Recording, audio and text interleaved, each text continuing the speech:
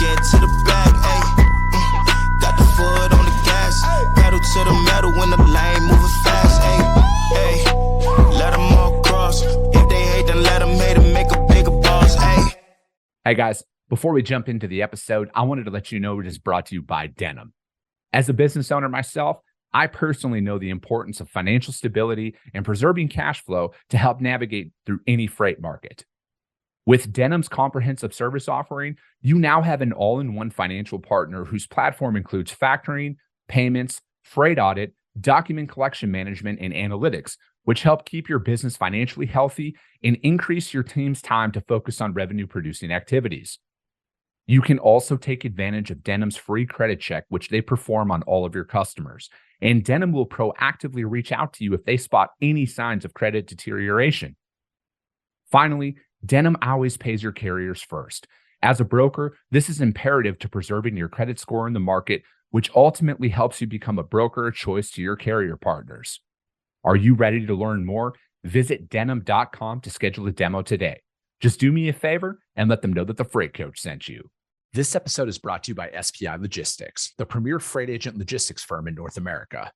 For over 40 years, SPI has been diligently building the most successful freight agent network to provide first-class relationships for our shippers, receivers, and carrier partners. We are more than another transportation network. We are a dedicated team of professionals united by one singular purpose, and that is to expedite our agents' success. All of our agents are set up for success on day one, as they are provided with a full suite of support staff that is ready to assist them with everything from after-hours emergencies to financial and administrative needs on a no-fee basis. This way, you can focus on continuing to grow your business. There is no financial risk to start, and you have the ability to earn up to 75% in commissions. If you are looking to take control of your financial future and build your business with the backing of one of the most successful logistics firms in North America, visit www.spi3pl.com to learn more. Do me a favor and let them know that the Freight Coach sent you. What is up, ladies and gentlemen? We are back. We are live. It is the Freight Coach Podcast, the top podcast in transportation, coming to you guys every single weekday, 8:30 a.m. Pacific, 10:30 Central, to break down some industry headlines. But most importantly, you guys provide some actual insight into what you can do with all of this information. If this is your first time tuning in, welcome. This is the real side of freight, ladies and gentlemen. And I do say that before every single show. And what I mean by that is I only speak with transportation professionals, because at the end of the day, you guys, I want to talk to the right individuals who have done what you're looking to do or who are currently doing what you're trying to achieve. So you can take that information, apply it, utilize it, and see a meaningful difference in your business and your life. Happy Friday, everybody. I got a very special guest for you guys here today, and I'm going to bring him up in just a second. Do got just a couple of quick announcements here. My team always wants me to say this at the beginning of the episode as well as the end. If you get value in what you hear today, you guys, and you're not subscribed, subscribe to the show. And if you're feeling ambitious after this one, which I know you will be, rank the show on iTunes and Spotify, because if you saw value, your network's going to see it as well. And then one final thing, you guys, next Wednesday, just like every Wednesday, our weekly newsletter drops. And as always, I don't just auto-sign my contact list up there. So if you want to get in on it, it's once a week. It's all freight related. Drops on Wednesday. I just need you to go to thefreightcoach.com. It'll auto-prompt you to register. All right, you guys. Today, enterprise yard operations. This to me it's such a vital thing to the industry. And a lot of people overlook it, right? Like trailers are just ready. You go in, sometimes you drop them, live load, whatever that is. And if you've been to some of these larger facilities out there, it is truly a science, I swear, to keep on top of all of the equipment that's running in and out of these places. So I have Mr. Matt Yearling on the show today with YMX Logistics. Matt, thank you so much for taking the time to join me today. Thank you for inviting me. I appreciate it. Thank you. Now, I'm looking forward to it here. And, I like to start off every episode, Matt, kind of one and the same. How'd you get your start in freight? Like, what brought you into the transportation industry? Well, that's a good question. So very, very briefly, originally from the UK, got into technology. I've been an enterprise technology software guy for all my life, ERP, CRM, security, supply chain. So supply chain to me, from a technology enablement and driving value proposition is huge, right? So I first got into it back in, early 2000s, like, 20 plus years ago, maybe almost 25 years ago, in marine terminals. So my specialization, going back to what you were saying in the introduction from a transportation perspective, I'm at the start and the end of that lane, right? I'm at the facility. I'm within the four fences of that facility. And what does that mean to optimize movement of goods, whether or not that's a container or a trailer, between one form of transportation to another, or between, transportation and warehousing, and optimizing that. So that's been my focus from a technology enablement for several decades at this point in time. So that's my background. I am a technology guy. That's my core DNA. So when I look at supply chain in general, and then look at, as a percentage of GDP, look at, the real tangible application of technology, which there are various, right? Everybody's latching onto AI. Well, AI is enabling technology to apply to specific value to specific use cases. An example, autonomous is another one, right? So all of these capabilities have their place in terms of driving value, but it's like, how do you harness all the capabilities to drive maximum value to the expectations of the customer? And from our perspective, I know this is a long-winded answer to your question. From our perspective, there's been transportation management systems, there's warehouse management systems looking at these kind of opportunities, but we can talk about the evolution of yard operations in general the past several decades. But our opportunity is really looking at this blind spot between transportation and warehousing, and really driving significant value. In the scheme of things, it's a small expense, but the impact is huge. And so in our minds, that's the opportunity for us to really embrace and be a tech-enabled logistics company just focused on yard operations. What is that gap that you're describing there, and how does it affect so many operations, when it comes down to, trailer spotting and stuff like that? Well, I think, again, you kind of touched on this, before we started. All industries have different use cases for yards, right? So whether or not that's e-commerce, to make sure that you've got enough empties to fulfill the obligation of outbound velocity fulfillment of, e-commerce goods, whether or not that's to do with grocery retail, where you're doing waves of assets with goods going out to stores, from a delivery perspective, or whether or not it's a manufacturing use case. I don't know how many manufacturers I've talked to and say, hey, we never use our trailers as mobile storage. Well, technically they do, right? So, hey, how do I pick inventory from the trailers just to satisfy my needs today, and then put it back out in the yard? So it really is looking at, and again, if you've ever looked at transportation or warehousing, and look at the level of sophistication in terms of planning and execution and throughput, I've seen so many schematics associated with the warehousing, and as an example. But when it comes to the four walls, between the four walls and the four fences, it's the wild, wild west. Nobody has any understanding of how that operates, right? So between getting people in that gate in a timely fashion without impacting public infrastructure, to optimize movement of trailers, right? Both full of goods on the inbound and outbound, as well as empties to the dock doors. It's an art, right? And it does require a significant amount of technology enablement, which there is not a lot. I mean, 90% of all facilities that have yards still lack technology enablement. I don't know how many times I go to a warehouse and I say, hey, we just did a Kaizen initiative and this team did a great job and they've got the yard operating on Google Sheets. It's like, whoop-de-doo, right?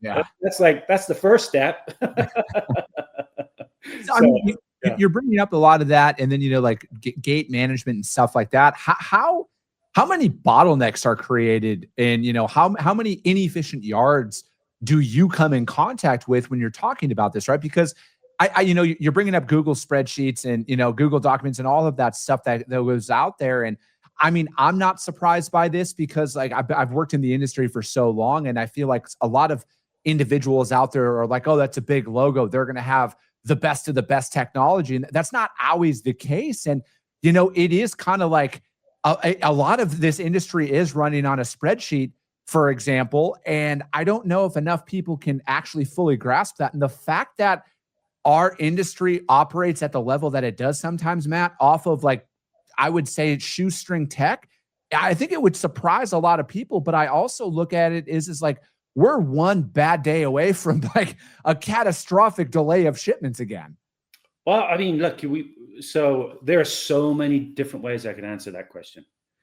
I think a very good example of that in terms of how important yards are was during the pandemic, right? When we thought the world was about to end, and then companies had to pivot, and then companies had to pivot business models, right? So, for example, I'm not going to tell you who it is, but it's like I had one customer at that time that said, "Hey, you know what? Our stores are shut down. Okay, so now we have to pivot and drive business from an e-commerce perspective. And what do we need to do? Well, we've got all of these shipments coming in from Asia with all goods, and they're piling up, right? They're coming. We now need to have more yards because we got so much inventory and we can't put it into our warehouses. So how do we understand where everything is and how we're going to pivot and drive more online sales?" And so it was a very interesting time, and all industries reacted in a different way. Like automotive completely shut down. Grocery did not. Grocery actually accelerated.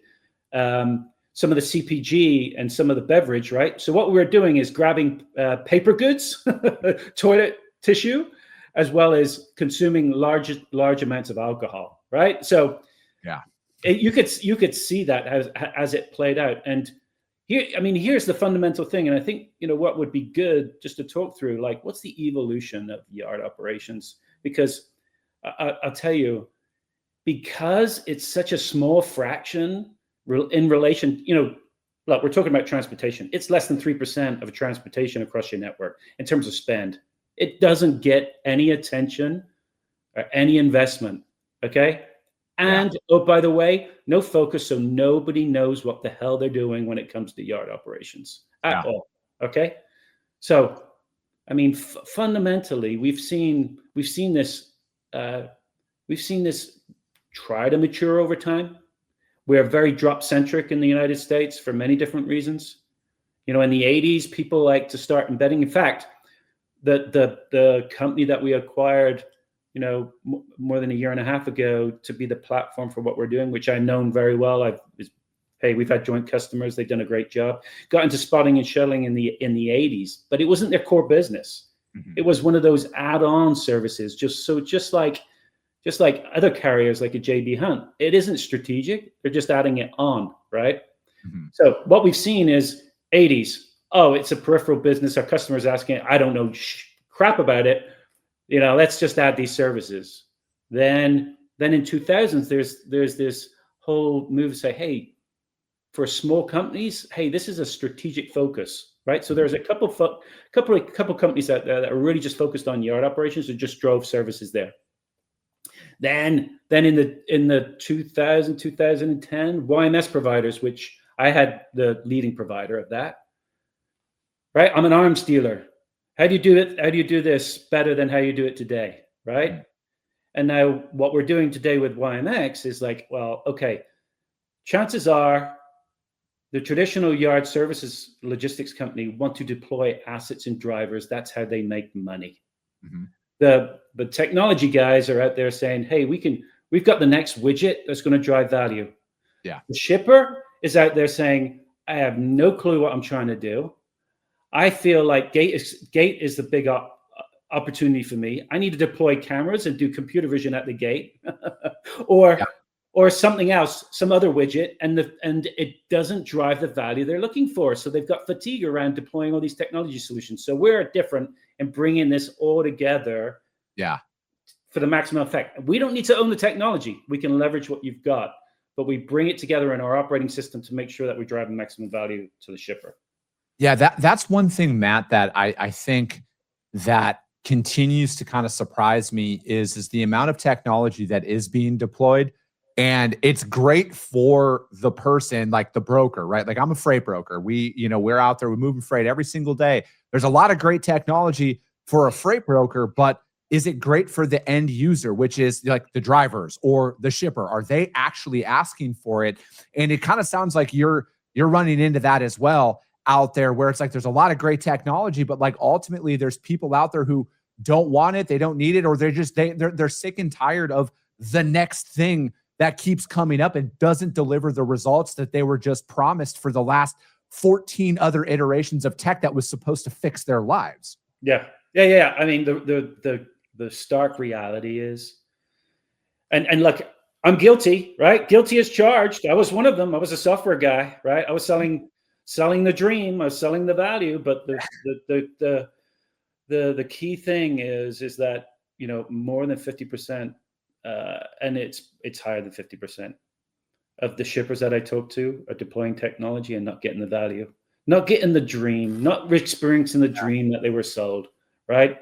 And that herein lies the problem. I mean, you know, the other thing is they don't even know why they're acquiring the technology. It's a belief. It's like you know, hey, it's the latest and greatest. We need to deploy it, right? We need to be seen as innovators. Yeah. And without understanding, you know, a clear path to a value. I mean, the fundamental thing is it's strategically a small piece of the spend. Yeah. 50% of the time it's insourced, 50% of the time it's outsourced. Insourced, they have no clue what they're doing. Maybe sometimes somebody in the warehouse goes out and moves some loads around in the yard, right? That's not his core competence. He doesn't know what the hell he's doing.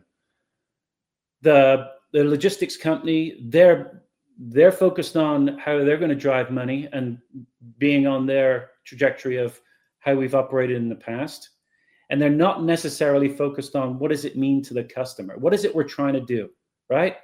Mm-hmm. They're not really focused on ultimately the network, what they're doing, how we're going to drive value for the customer. Mm-hmm. Okay, I just described, right, in terms of spend relating to transportation, the yard operations all inclusive is less than 3%, right? It's less than 3%. If I'm a technology provider, right, the total opportunity from a market perspective is 1/10 of that, less than 1/10 of the 3%, right? I mean, just to put it out there. And I see this all the time. I see all of the people that are trying to be, you know, trying to deploy solutions around the yard, thinking that is a big, massive TAM associated with it, when they clearly don't understand. They clearly don't understand how the operations are operating, what are the key problems that we're trying to address, and really, you know, how is it managed by the shipper at the end of the day? They just do not know.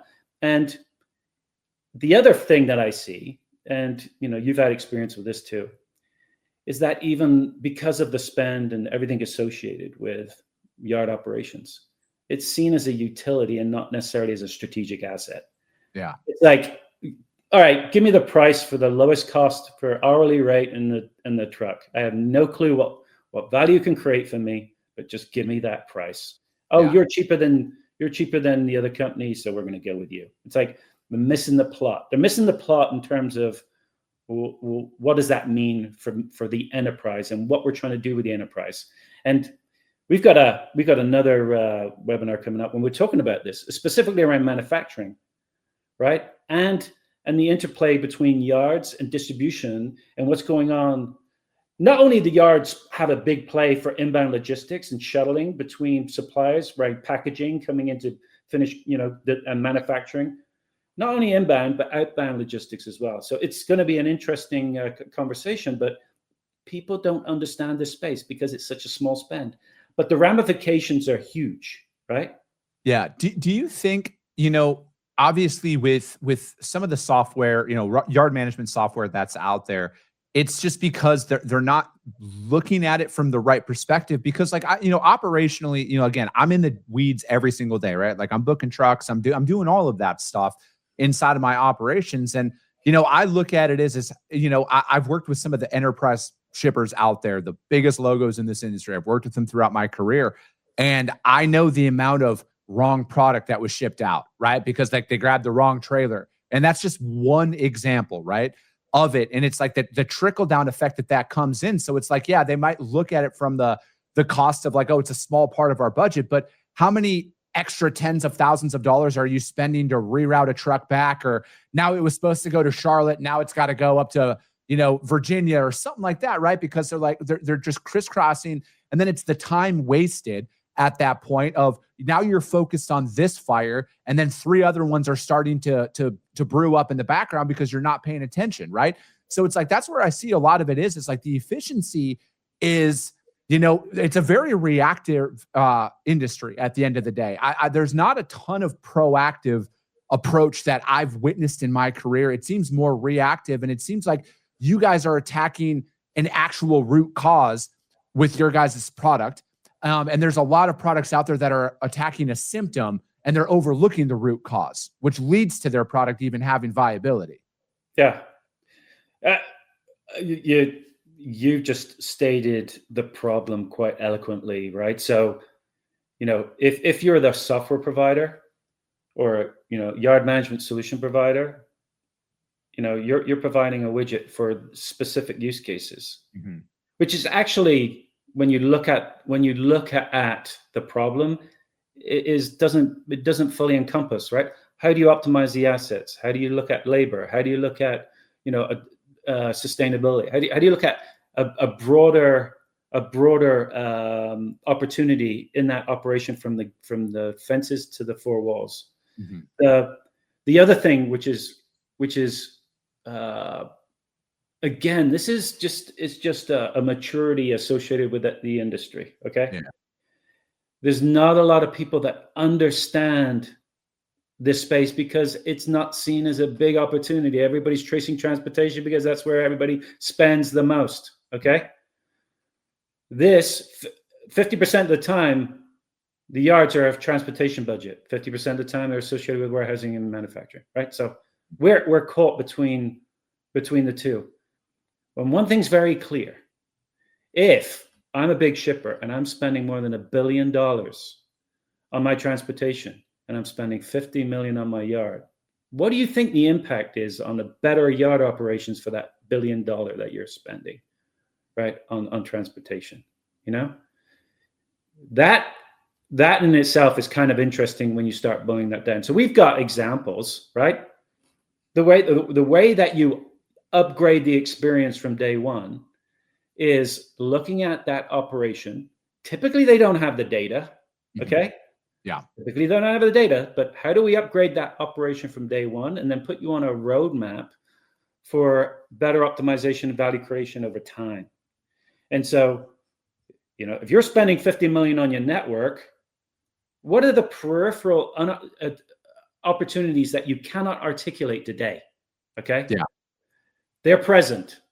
We've seen them. A very classic example of that is just detention fees. Yeah. So I know shippers that all of the bills associated with that, the carriers just they're just, hey, accounts payable, pay us this bill. This is what your bill is. Nobody has the data to push back on that. Nobody knows what's going on. They just write the checks blindly. But then when you have a professional organization managing that operation, in fact, we just did it for a very large site. We eradicated all the detention fees, right? That's tens of thousands of dollars minimum every month. And so there's very specific examples associated with that. If that is operating, then it's driving efficiencies on both sides. And that's what we see. No, and I also look at it from like the OS&D as well, right? Overage shortage damage. How much of that stuff is going on out there? Like the missed shipments and stuff as well. How much of that have you guys been able to quantify that for some of your larger providers? Like, hey, you guys are shipping that one short. You shipped out too much product there. Now you got to send 3 pallets back via LTL or whatever that looks like. Do you guys kind of go and break down entire case studies like that for some of your guys' customers' operations? Yeah, absolutely. There's a number of different opportunities around loads, and it's not just that, right? So even salvage as well, right? So it's like how you're optimizing it all, right? So the other thing that's going back to like a grocery use case is a very good example, right? It's like how are you sequencing, how are you matching the right empties to the right loads to the right routes at the right time to fulfill your obligations, right? So it does require that in that it's sometimes the data flows through TMS to WMS through the YMS, right? So that's some of it. So yeah, so there's those opportunities exist, but I can tell you right now, the ones that we're seeing are just basic blocking and tackling that's driving significant, just like the detention piece, is driving significant value. And it's like, oh my God, I can't believe we never did this before. Well, guess what? It's like that's kind of low hanging fruit. Multiply that by how many nodes on the network, then it's meaningful, right? Yeah. And you know, Matt, I don't know everything about freight, and I never want to make it sound that way, but what you just said there, Matt, about the blocking and the tackling, I feel like the longer I do this job, the more and more that is very apparent that a lot of people are overlooking the fundamentals of this industry that have been around forever, right? Like my family's been in this industry for almost 100 years at this point. And guess what? In that entire time, you guys, shipments picked up at point A and they delivered to point B. Like that, we need those efficiencies. And for me, when I'm going in there and I'm working with the customer, for example, I know cost is always the big thing, right? They're like, hey, we want it cheaper. We want it cheaper. But what if you working with me in time, I can find those inefficiencies inside of your operations to give you guys a higher customer retention where they're only ordering from you now. They're not looking at your competition because of the service that they receive through transportation. Like I try and market it out there like, hey, I want to turn your transportation into a profit center. I don't want your CFO to look at this as an expense on your guys' operating budget. I want them to be like, hey, it cost us hypothetically $3 million to ship out our product last year, but that actually attributed to $15 million in additional sales because of the way that how efficient our operations are. That's what I try and uncover. And then, you know, furthermore too, like everything you're describing here, Matt, you know, I look at the labor market that's out there right now. I don't know a ton of people that are lining up out there to want to do certain jobs. And inside of our industry is one of them. So it's like, how are you guys out there trying to kind of help reduce those manual processes where, you know what, again, I'm not making this sound like I want people to not have jobs, but maybe there's a company out there that's doing a job that is requiring 5 people to manage it. And they're constantly backfilling it because there's a turnover in there. And then coming in, where do you guys come in to kind of help reduce that dependence on those manual processes? Yeah. Well, let me unpack that. There was a lot of different questions in there that I really want to unpack. You know, specifically around labor, you know, like at the base level, the attractiveness associated with labor associated with this is that you can be home at night, right? So that's pretty attractive. And then there's opportunity to grow, right? So, you know, yard operations is a, you know, you could start at the gate, you could start at the yard, then you could do shuttling, and then you can do over the road. It's like there's some growth. And you know, so we don't necessarily have problems attracting the right talent, right? We do even, and we do train them on the use of technology. And that's the other thing I didn't mention earlier, right? If you're not aligned with the person providing the services and the technology, they sabotage, right? So nobody wants to feel like they're being automated out of a job. Yep. And so that's kind of key. But there are specific areas where, again, it's not necessarily taking labor out of the equation, but driving value for unarticulated opportunities within the organization, you know, around how do you accelerate, like, for example, around the gate is a classic example. Because nobody, you know, you just put a security firm at the gate, expecting them to know exactly how to check in, check out assets and do inspection, seal inspection, or whatever, right? Well, there's a lot of technology enablement around that. There's a lot of opportunity around creating better value, because that's the start and the end of transaction within that node on the network. So there's definitely opportunities around that. The other question that I want to answer, because you kind of brought it up, and I wanted to touch on this. So if you look at, and I talk to shippers all the time, from a perspective of what is your strategic orientation? Mm-hmm. Are you going to one throat to choke for your services, your 3PL services? Chances are, if you do that, you're not necessarily getting the full value out of it, because they're not competent in every aspect of the operation, number one. Number two, they obfuscate the contract structure, so you don't understand what it is to do this specific part of the operation. And so you're losing out on an opportunity. I think, and there's many different examples of this, that you should really look at this from a best of breed solution. Okay. So there are shippers like is that they do Oracle Transportation Management for TMS. They may do Blue Yonder or Manhattan for WMS. They might do Pink for a YMS, right? Or Claris for a YMS or something else, right? Best of breed. And so from our perspective, we're not distracted with anything else. We're very focused on this. We live and breathe this, and we know this better than anybody else in the market. So we can not only upgrade your experience, and really it pencils out from a financial perspective from day one, but again, we're going to be on that journey, and we're going to be working with other partners that are on your network that are working with you, right? So we basically, in some cases, are working like the 4PL, because we're like, as you say, that connective tissue between transportation and warehousing, and we're helping the guys that are operating the warehouse, and the carriers are coming in and they're experiencing a different experience, right? Because we're not only at the gate, we're in the yard as well, right?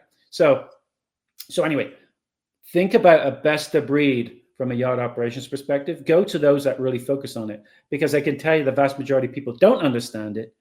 They put it in their contract as an add-on. They don't really want to drive value, and they obfuscate the cost associated with it. I couldn't agree with that more, Matt. At the end of the day, I feel like the niche inside of this industry and finding those subject matter experts, I think truly that is where things have evolved and what the expectation is going to be moving forward, especially with advancements in technology. It is going to become glaringly evident to your customers what you are efficient and deficient in.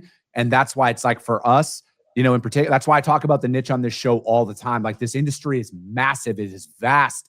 Like, again, you don't need to be a jack of all trades anymore. And I don't think that the market's asking anybody to be a jack of all trades anymore. They're actually, I think, looking for a rise in a specialist to come in and do one thing undeniably better than everybody else out there, which ultimately leads to a greater ROI for our customers. But Matt, I appreciate your time, man. We're at the 30 minutes. This flew by. I appreciate you joining. How does anybody reach out to you guys, though, to find out more about what you have going on? Well, our website is YMXLogistics.com. And anybody who wants to reach out to me directly, is my first initial M Yearling at YMXLogistics.com. Don't hesitate to reach out, and just going back to what you're saying, we're already getting the validation. So we're specialists in what we do. And so people are asking us to do very interesting things. And it's like, hey, we're all about driving value, and we see this differently than anybody else. And, there's a lot of opportunity, and we want to work with people too, right? So other 3PLs, other carriers, we want to work with them. We really feel like we've got some value to be adding to the industry. Perfect, Matt. I appreciate it. If you guys can't find Matt or his team out there at all, hit me up. I will gladly put you guys in direct contact with them. But that's going to be it for today, ladies and gentlemen. As always, if you got value in what you heard, subscribe to the show, you guys. And if you're feeling ambitious after this one, rank the show on iTunes and Spotify, because if you saw value, your network's going to see it as well. I appreciate you guys. I love you guys, and we'll be talking to you soon. Came back with a bang, window down, yelling out money, anything. Hey, ooh, got the foot on the gas, pedal to the metal when I'm getting to the